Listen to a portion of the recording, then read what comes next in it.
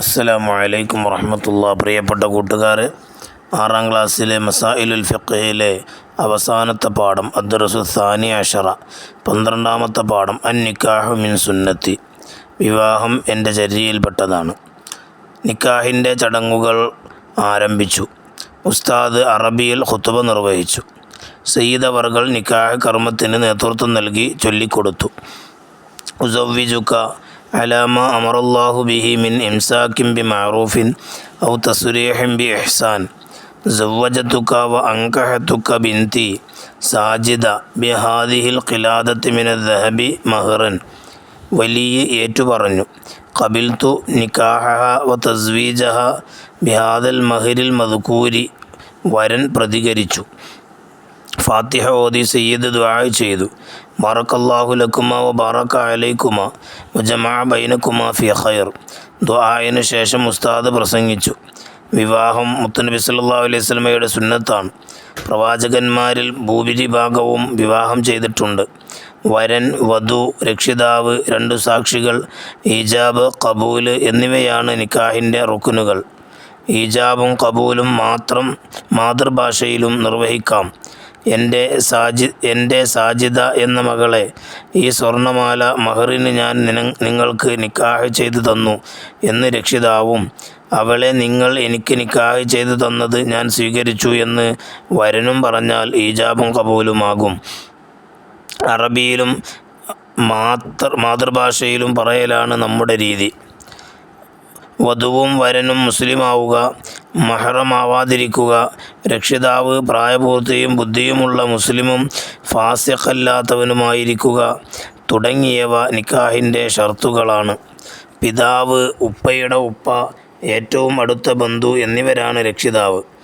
പരസ്പരം കണ്ട് ഇഷ്ടപ്പെടുക, ദീനും സൽസ്വഭാവവുമുള്ള ഇണയെ തിരഞ്ഞെടുക്കുക, മസ്ജിദിൽ വെച്ച് വെള്ളിയാഴ്ച രാവിലെ നിക്കാഹ് നടത്തുക, ഖുതുബ, ദുആ എന്നിവ നിർവഹിക്കുക, സ്വാലിഹീങ്ങളുടെ സാന്നിധ്യത്തിലാവുക, വലീമത്ത് നൽകുക തുടങ്ങിയവ വിവാഹത്തിൻ്റെ പ്രധാന സുന്നത്തുകളാണ്. നമ്മുടെ സാംസ്കാരിക മൂല്യങ്ങൾ പാലിച്ച് കല്യാണം നടത്തണം. ധൂർത്ത് പാടില്ല. ധൂർത്ത് ഇസ്ലാം നിരോധിച്ച കാര്യമാണ്. പൊങ്ങച്ചത്തിനു വേണ്ടി പണം ചെലവഴിക്കുന്നത് ധൂർത്താണ്. ഡാൻസ്, മദ്യം വിളമ്പൽ തുടങ്ങിയ ഹറാമായ കാര്യങ്ങൾക്ക് പണം ചെലവഴിക്കൽ ഹറാമാണ്. ഓരോരുത്തരുടെയും സാമ്പത്തിക പരിധിക്ക് മുകളിൽ ചെലവഴിക്കുന്നതും ധൂർത്ത് തന്നെ. വിവാഹത്തിലൂടെ കുടുംബം രൂപപ്പെടുന്നു. കുടുംബത്തിൻ്റെ നായകൻ പുരുഷനാണ്. തൻ്റെ സാമ്പത്തിക നിലക്കനുസരിച്ച് വധുവിന് ഭക്ഷണവും വസ്ത്രം, താമസ സൗകര്യം എന്നിവ നൽകൽ പുരുഷൻ്റെ ബാധ്യതയാണ്. ഭർത്താവിനെ അനുസരിക്കൽ ഭാര്യയ്ക്ക് നിർബന്ധമാണ്. പരസ്പര സ്നേഹത്തോടെ സഹകരിച്ചും പരസ്പരം വിട്ടുവീഴ്ച ചെയ്തും ജീവിക്കാൻ ഭാര്യ ഭർത്താക്കന്മാർ ബാധ്യസ്ഥരാണ്. ഇസ്ലാം കൽപ്പിച്ച കടമകൾ പരസ്പരം പാലിച്ച് ജീവിക്കണം. വിഷമമുണ്ടാക്കുന്ന കാര്യങ്ങൾ രണ്ടുപേരും ചെയ്യരുത്. സംതൃപ്തിയോടെയും മുഖപ്രസന്നതയോടെയും സഹവസിക്കണം. ഇന്ന് വിവാഹിതരായ നവവധൂവരന്മാർക്ക് സന്തോഷത്തോടെ കടമകൾ നിർവഹിച്ചും സ്നേഹിച്ചും സഹകരിച്ചും ജീവിക്കാൻ അല്ലാഹു തആല തൗഫീഖ് ചെയ്യട്ടെ. ദീനിനും വീടിനും നാടിനും ഉപകാരമുള്ള സ്വാലിഹീങ്ങളായ സന്താനങ്ങളെ അല്ലാഹു തആല അവർക്ക് നൽകട്ടെ. ഉസ്താദ് ദുആ ചെയ്തു. എല്ലാവരും ആമീൻ പറഞ്ഞു.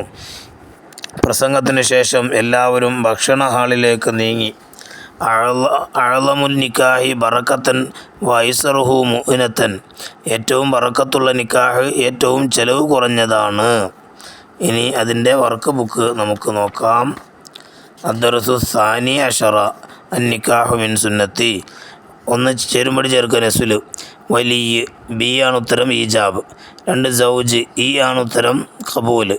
3 സൗജത്ത്, എ ആണ് ഉത്തരം ഇത്താഅത്തു സൗജ്. 4 മഹർ, ഡി ആണ് ഉത്തരം വാജിബ്. തുബ, സി സുന്നത്ത്.